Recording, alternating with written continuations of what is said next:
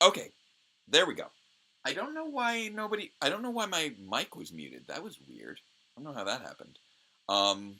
My apologies. So once again, greetings, Ranger fans, and welcome to another edition of Database Rangers Power Reviews, where I take a look back at our classic episodes of Database Rangers Power Reviews as we count down the 100 weeks to the 100th and final episode. So again, welcome Sean, welcome Lex, welcome Scott, welcome Chris, welcome Jenny. Hope you all have had a fantastic week. Sorry that apparently I had muted my mic. But once again, I was saying before, was congratulations to Lex on doing so well on the PERT, which is an exam that I'm not familiar with, but congratulations on your near perfect score. And yes, to Scott, we are nearing the end of the consistent era, the churn era, whatever you want to call it, when we were regularly releasing episodes before we hit that 2-year gap.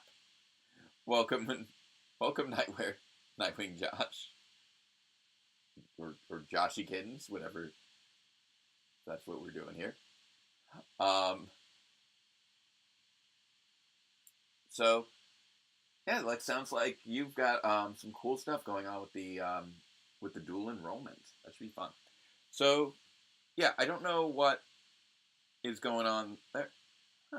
Since the audio stream's current bit rate was a little off. I don't know what's going on with that. But I fixed it, so we're good. So, anyway.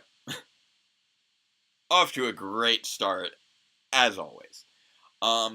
In terms of how things are going here with the channel, I haven't been able to make much progress on 97 because I've been really trying to power through the Dino Fury reviews. As it stands, most of them are written. I'm finishing up the scripts for 10 and 11.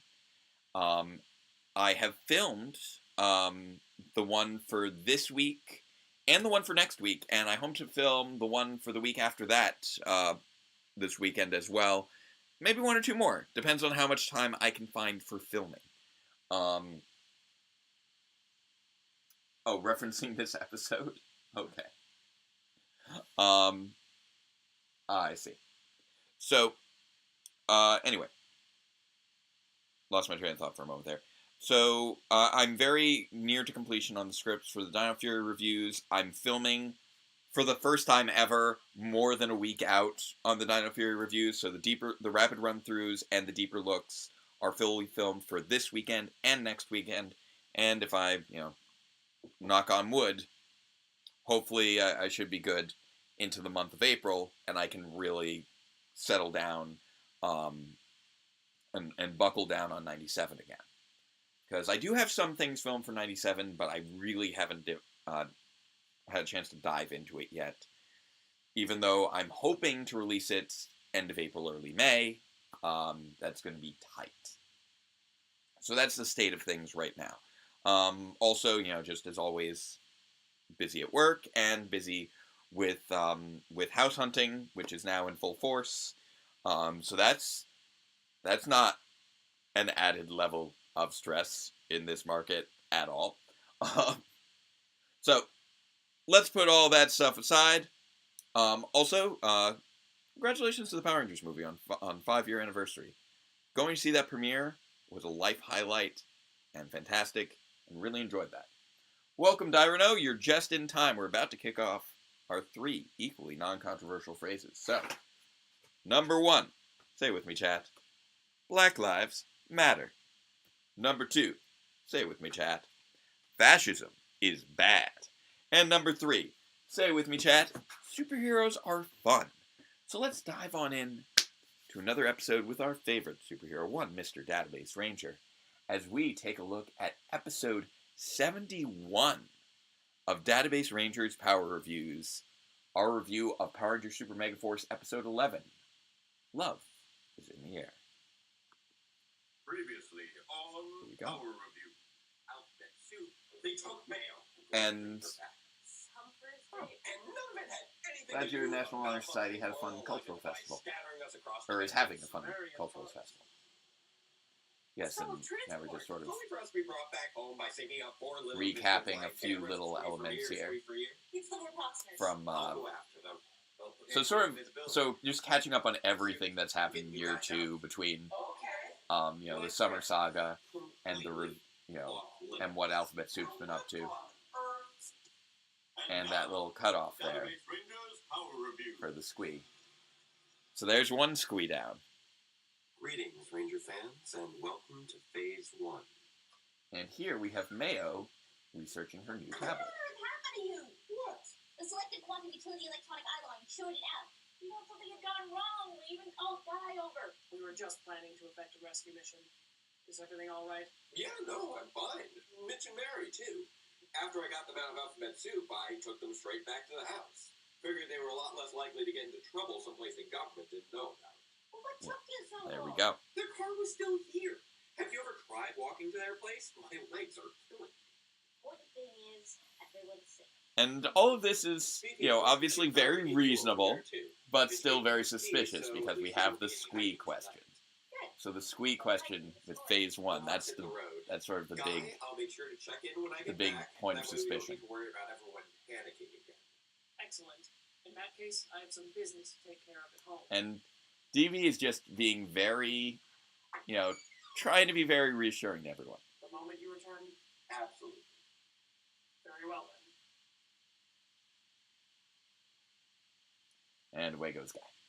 Okay? Yes. Please I don't know. go anywhere until I get back. I haven't forgotten about our conversation. Very well. Right. And I really, Just so trying to- as we now know, this is the beginning of the evil DB arc, which is a very sneaky arc. Yeah, sure. I think I spotted a shawarma place while I was teleporting around downtown. Awesome. That reminds me. You were Jordan.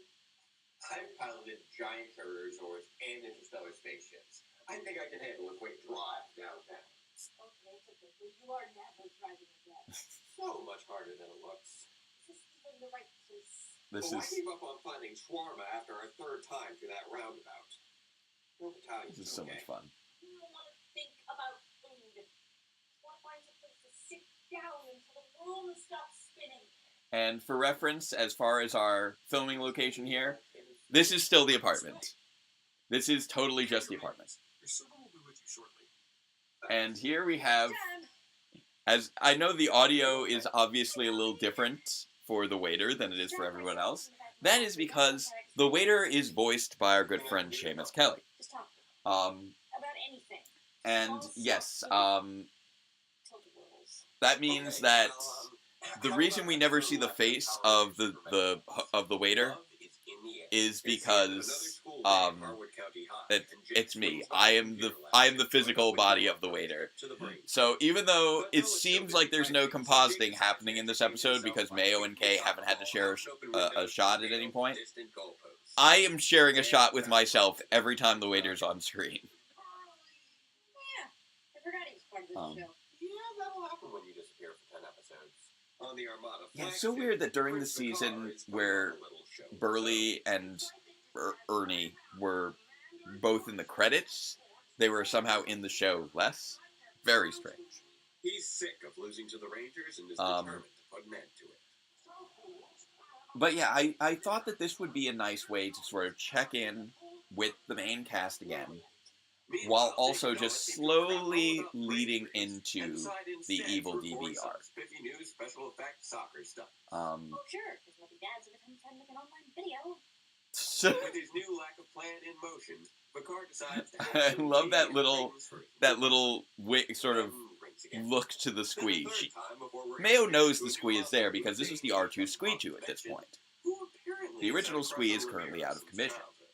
Wait, this monster had a childhood? Apparently they both did. That seems weird to me for some reason. Because it adds an uncomfortable degree of humanization to a group of creatures that we routinely see blown up week in and week out. That would be why.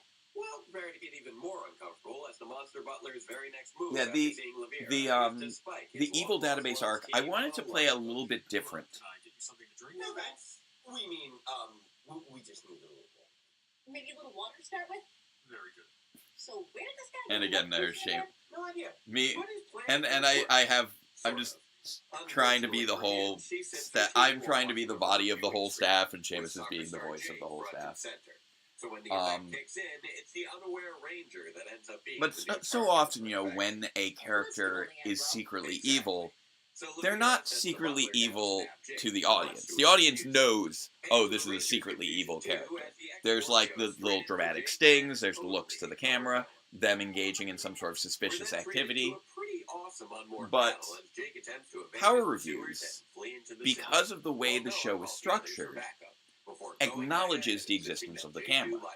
So anything that the camera sees, the characters have access to. Is he jealous right now? So if Database were engaging in secret evil shenanigans, Kay would see it on the squeeze. So the only way that it works is that every time that he's about to engage in villainy, we need to cut away. It's the only way that it works within the structure of the show. And I really like the idea of having a character who's sort of under evil brainwashing, not outwardly behaving any differently. There might be some serious prancing going on. Like, there is nothing about Database's behavior outside of him being overly reassuring that actually gives away the game here. He is acting like he normally would.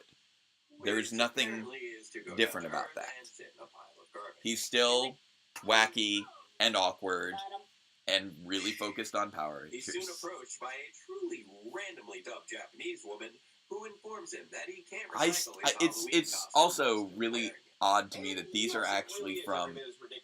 This scene here is from a different episode with that same monster in Gokaiger. And apparently those two characters got married. Like that random Asian woman with the garbage bags. Apparently in the Sentai footage, she ends up randomly getting married to that monster. Spoilers. Sorry. Gokaiger, I still haven't finished it. I haven't have a chance to finish it yet. No. Ready to order? You guys have pizza here? Oh, and then those menus are literally just like random portfolios. Actually, one thing that's funny is I believe we're using the same folio. See what I can do. Thank you. I could be mistaken, but I think we might be using the same folio just because those are composite shots. So Mayo, being on the other side, is sharing the screen with me in the red shirt. Which leads us to the question of why a female monster would want Jake. Yeah. Aw, it's nice to know they find stalker behavior funny no matter where it's coming from. But that's when the monster strikes Yeah, again, everything's all literally super awkward burning here. with jealousy. Also, I find it really funny how the monster ran through on fire and the Rangers just did this. Like they didn't seem to actually jump away. They just did oh, it's a monster. Love somehow manages to drive the monster even further over the deep end. But it's still so sad to me.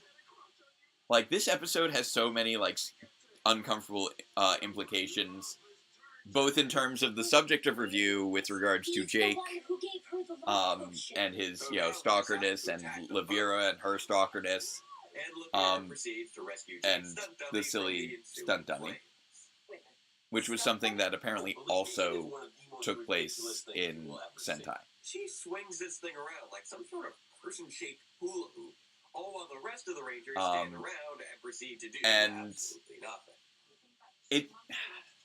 And meanwhile, in the review itself, it has retroactive discomfort because now we know that Mayo's isn't on a date with the real Database. And that's, it's physically him, but obviously he's under the control of Vengeance, as we know now. Gets revealed in a few episodes. And I don't know why it is that I that I torment my characters so much. Like this is... No. Oh, and here again, we have, of course, another banana They all pizza. walk to Mega and promptly get blessed. The Thriller Gorilla Pizza is just fun to keep At least it coming distracted back. Rivera long enough for Jake to morph as well. Actually, considering the timing, Are they really going to get into this? that might even be leftover pizza They all from go Super Mega and team up to from battle episode Infinity. 65. I'm not But sure. soon find the flames Probably on not, your because pocket. that would have been 6 episodes ago at this point, so that would have been a few months. So never mind. I keep thinking that one of these episodes we use leftover pizza, but now that I keep thinking about it, it wouldn't make any sense. Just because of how spread out they are. A skateboard, a unicycle, rollerblades, and a bicycle. Because before Guy Troy was finishes 5 with episodes a ago, lightning sword. Dr. C was 6 episodes before that, or 5 episodes before that, in episode 61. While Invidious quickly gets back up and resumes chasing her. So yeah, it's like start with episode 61, 66, and 71. Like every 5 episodes, I'm having a banana pizza in this show during this little stretch here. Oh boy, here goes. Jake convinces Invidious to ask Lavera out. What? So, will DB ever get an actual date with Mayo? That's a good question. I mean, obviously the show has gotten pretty crazy. And Making this up, right? I swear, this is actually what happens. and there's been some points of there's been some issues for Mayo and DB at this point. You know, they had... This is actually working. This actually works. This is such a ridiculous episode. I can't believe... This is so weird. The words right out of my mouth. Of course, that's what I still just... This is just such a weird and wacky episode. It's actually pretty fun with how absurd it is. Well, that backfired. That's what I just said. Anywho, the Rangers quickly moved to defend themselves. But, by you know, summoning the legendary obviously Vengeance the reveal that she actually went on a date with Vengeance does kind of put Mayo off for a little while. And then they have, you know, the mad rush, you know, of taking over the ship, etc. And then everyone getting really distressed by the events of 87, where they have those flashbacks to their most, you know, sort of tragic moments. But we did have a little bit of a heart in episode 89, where she did get to talk to the real database for a little bit before immediately after encountering a different fake database. Which is oddly devoid of a rhyme for some reason. So And where Emma suggests that they've definitely been on a little bit of a rocky patch in terms of her actually being able to But it ends up not mattering. get on a date with the real him and get to know the real him. Bursting with the news that their video has gone viral on Look It with over 6 million hits. That's ridiculous. Nobody can get that many hits that fast. You don't need to tell me that. And again, a little look to the camera Raiders there, get a huge kick out of it. acknowledging that this is again Especially Troy. a YouTube show. And that's the end of the episode. So, what did you think of it? Well, Yeah, there's some surprising twists in season 2 of Dino Fury. Wasn't it? I mean, you have a love potion plot that is promptly forgotten about by the person. Yes, who and did the technically first one. speaking, And then there's these the guys rescue who at the end of mission, the episode, from no the original rescue Plus, mission you from have the everyone summer else on season the magic love triangle of year spending 1 half the does episode just count skating as their around. first date.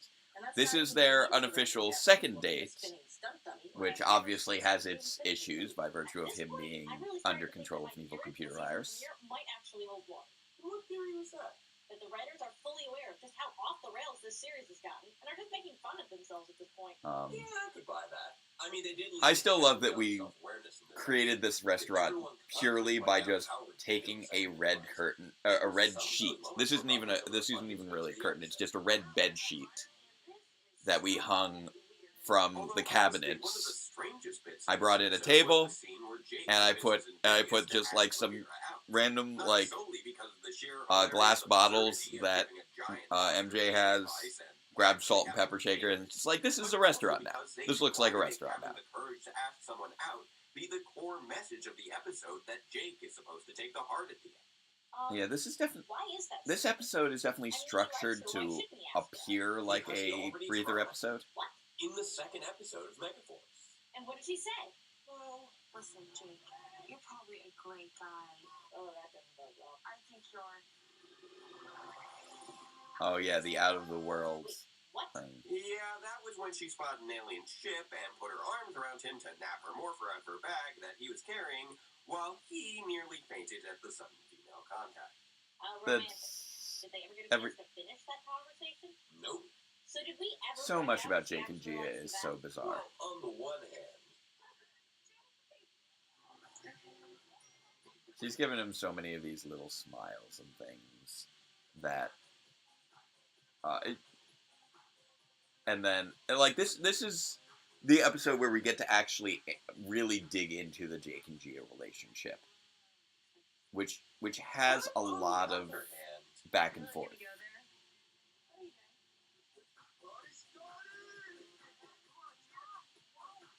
Where they can never really seem to decide how they want it to function between them in the show. Looking for attention. You can relate, right? so it's really hard to say one way or the other. Oh, pretending to get lost so we could buy time for the Alphabet Soup agents to prepare for the capture of Mayo. Constantly going on about how That works, but at the same time, I can't remember actually which one I intended it for it to be, because honestly, it goes on. This review goes on long enough to buy time for Alphabet Soup to get there. And so long as they keep her character silent on the issue, they're sending a message to an impressionable audience that this kind of behavior is perfectly acceptable. And honestly, what makes it even worse is that this isn't even the first time we've seen this kind of behavior in the franchise. In Power And Rangers good Lightspeed old Joel Rescue, with his which, Fairweather. by the way, is a criminally underrepresented season that has failed to have even a single legendary mode appear in all of Super Megaforce. Except the extended extremely edition. uncomfortable relationship between Joel and So I his do give family. that little acknowledgement of Not how only the did she season explicitly ends, because reject at this point, advances on numerous the whole occasions, season is aired, and but we also just haven't been able to persisted keep to up with it harass due her to the while in the context temporal of a workplace distortions. environment. Even going so far as to peek under her hospital gown while she was still recovering from a monster attack. And despite all that, they still got married. I'm going to take a little tidbit and put it off to the side, because I don't want my head to explode. Joel and Miss Fairweather is right up there with Jake and Gia in terms of awkwardness. If you're going to have romantic tension between characters, you need to show both sides, especially in a kids' show. Yeah, unfortunately, that's kind of hard to do when you don't get any focus episodes. This is also Yep, Gia hasn't gotten a single focus episode? not one. this is also just Not sort even of the pipeline. an acknowledgement of Overall, this how episode's more wacky slapstick of than anything how else, but it relationships clearly work brought in attention Power to a lot of the Rangers, problems of the while series also and the way kind it of traditionally handles relationships. inadvertently lampshading some of the stuff that we're Only doing with the way relationship which between would Mayo and actually DB. be the lesson of the Because, You mean the as people Mayo are says, having you need to sex show and both all sides. well and good, And but we're not both actually sides seeing open the lines of communication Database's in order side to in all this at the relationship. moment. Exactly. Because it's not really him. So, And now they're trying to Why don't you? figure out where to go from there. No, you. I still feel like such a I might have to of all the things that I've done to my audience in terms I know of that our last date didn't exactly like go well. pulling the rug out, Me getting captured and then you this getting this captured this and whole then episode is the whole probably breaking one of the apart fabric of reality and biggest being things that I've done where I felt like I pulled the rug out from under the audience in a way that was kind of cruel. Yes. We're already having dinner. Right. So, does that make this? A date. Yes. I don't know.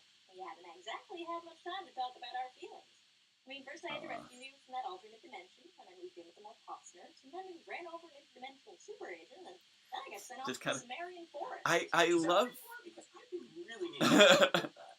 Yes, it all really comes down to one thing. What's that? Do you have any intention of kissing me tonight? Oh, well, I mean, this is genuinely cute, even though Very nice. it's also I mean, if horrible at the same time. Yes, I would have to say. I wanted to Congratulations. This is your second date. that moment. I am a mean man for that moment. I am mean. I I really want to lull the audience into a false sense of security here. Like phase one and the thing with the squeeze was supposed to be, those little bit of hints that something's a little off. But I didn't want the audience to know what. So I felt like this would be a good place to start. DB and Mayo going out for a date, getting caught up in it being super cute and then being adorable, and nobody suspecting that DB is not DB here.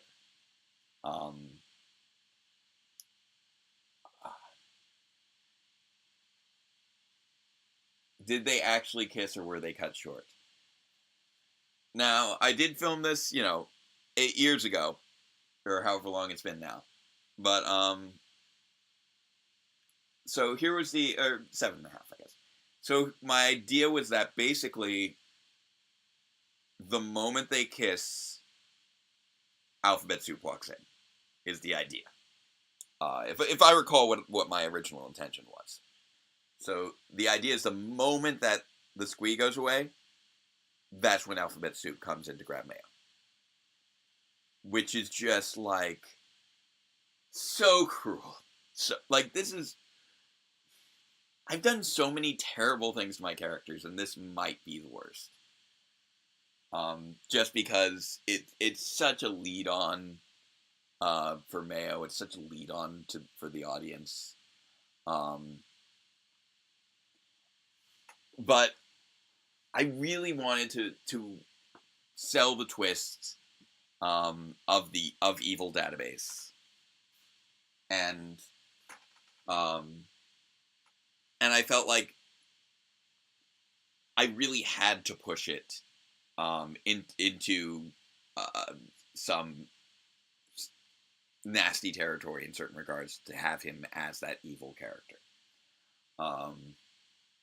Glad to hear that Dawn Brothers is good, by the way. And yeah, if they'd just given Gia a focus episode, it could have solved so much with the Jake and Gia issues. So much. It's ridiculous. But basically the whole Evil DB arc came out of the idea that I knew I was never going to be able to tackle Green with Evil, which is obviously one of the most, impactful string of episodes in the entire franchise, really catapulted it to the next level. But it's 5 episodes. I'm like, I can't dedicate 5 episodes in a row to a single multi-parter. Not when I'm trying to cover so much of the franchise. So I decided instead of actually doing it, I would do an homage, an arc, that where we have an evil ranger. And obviously, we only have one ranger in the show. So I wanted to play Evil DB. And that gives me a chance to do some hammy acting as we go along. But never a different character. Like, I went back and forth several times when developing this storyline on how I wanted to play Evil DB, and I really wanted to play it close to the chest. And I ultimately decided I didn't want to just mimic my landlord performance, or some other, alternate evil character performance. As we've now seen, I've gotten to find other ways to play with that.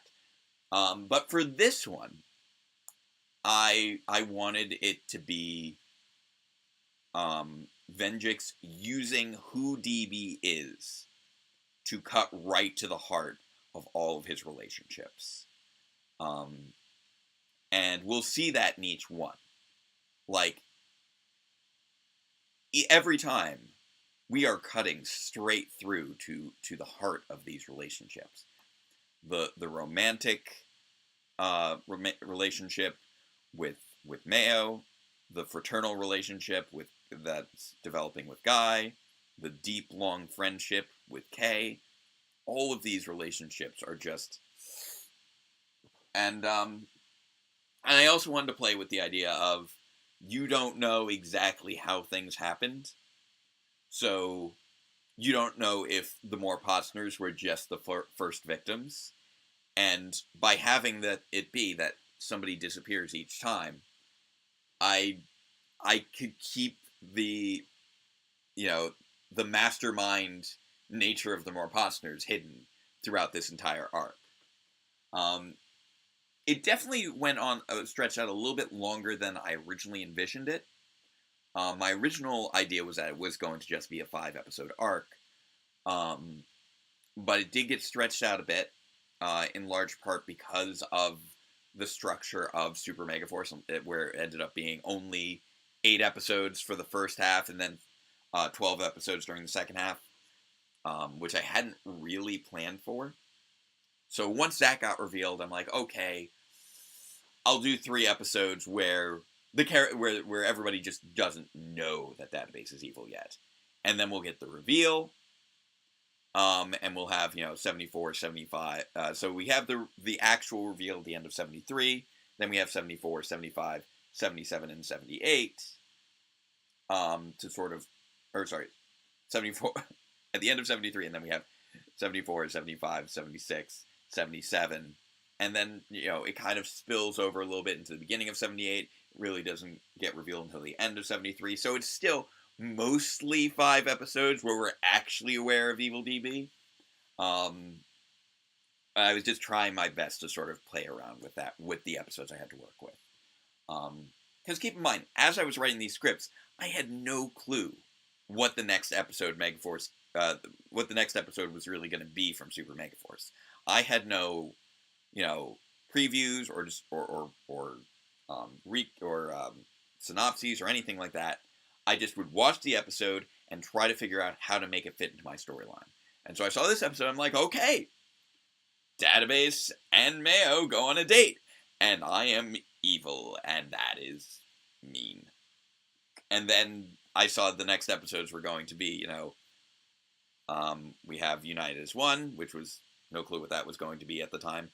And then in the driver's seat, where we had the RPM episode, and that played, then we had Greener, which is Greener or Bluer, which was great for a reveal that he's not really himself. And then we got the RPM episode, which was perfect for K, and we had the Vrak is Back 2-parter, which was great to kind of wrap up the arc. So it was pretty, in many regards, the structure of Megaforce and Super Megaforce worked out really well with how I laid out my story, but I was constantly tweaking and adapting to make it fit with whatever the episodes were as they were coming out and as I was discovering them. Obviously, at this point, Super Megaforce had now finished airing, so I did have a little bit more lead time to figure things out. But I was struggling to try and keep up my pace at this point. 71 was, when was this? Because this was supposed to be my 3rd episode of the Super Mega Fall, and this was the Christmas episode. This came out December 25th of 2014.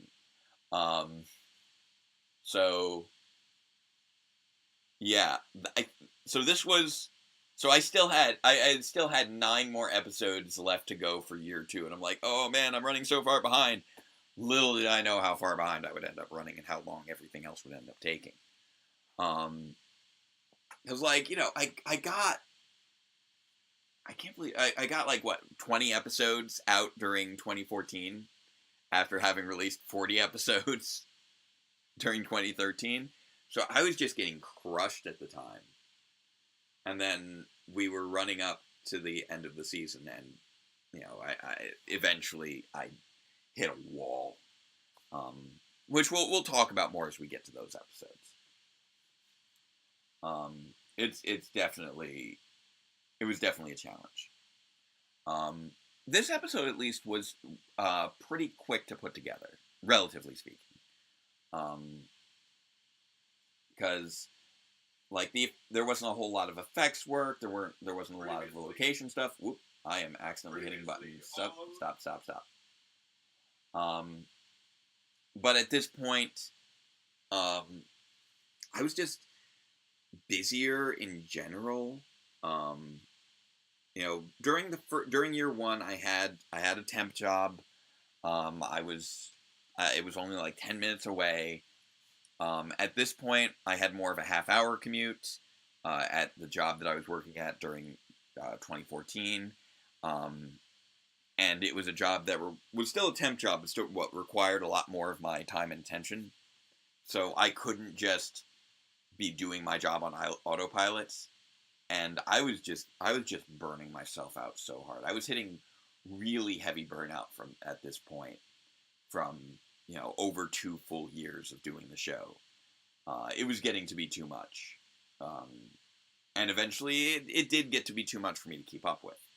I'm almost done with it. Knocking on wood. It's so hard to believe that this was over 7 years ago, and I'm only just now hitting those final 4 episodes for year 3.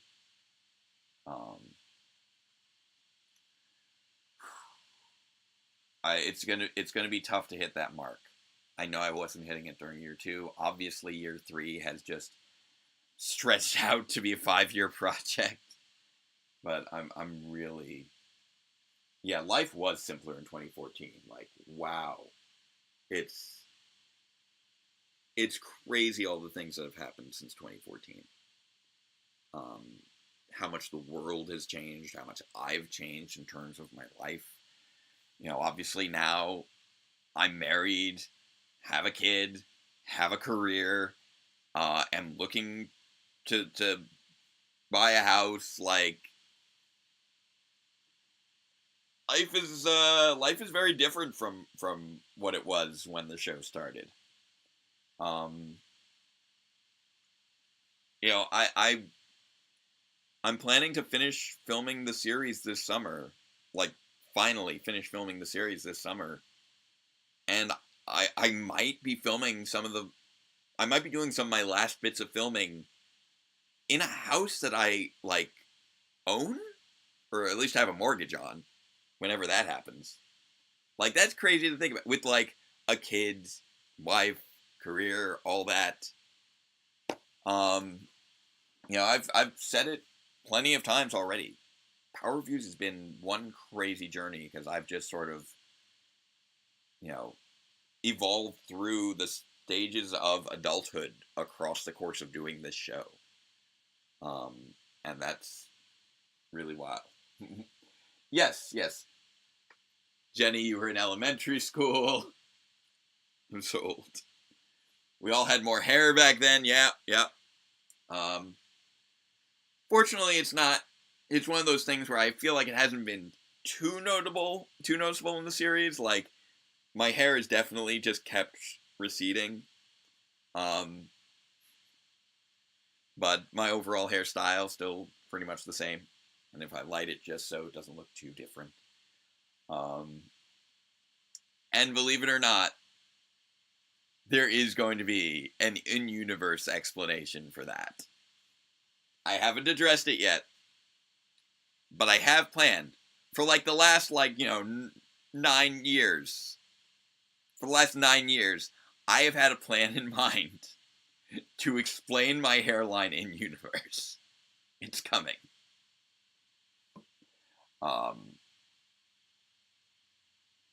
But yeah,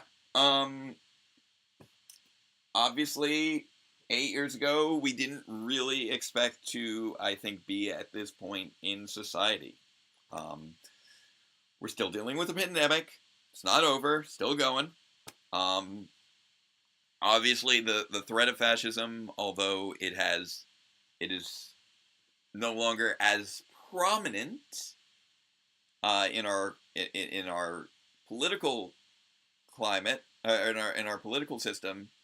It is still a rising threat. We have, obviously, major geopolitical conflicts. All sorts of ridiculous things with the economy. Midterms are happening, and we'll find out if we have any hope of actually combating climate change before we hit the deadline at the end of the decade. So, a lot of stuff going on that was not really on my radar 8 years ago. I think we've all grown up a lot in the last 8 years. So, of course, discovered my channel when in 5th grade, now taking college courses in high school, which is great. I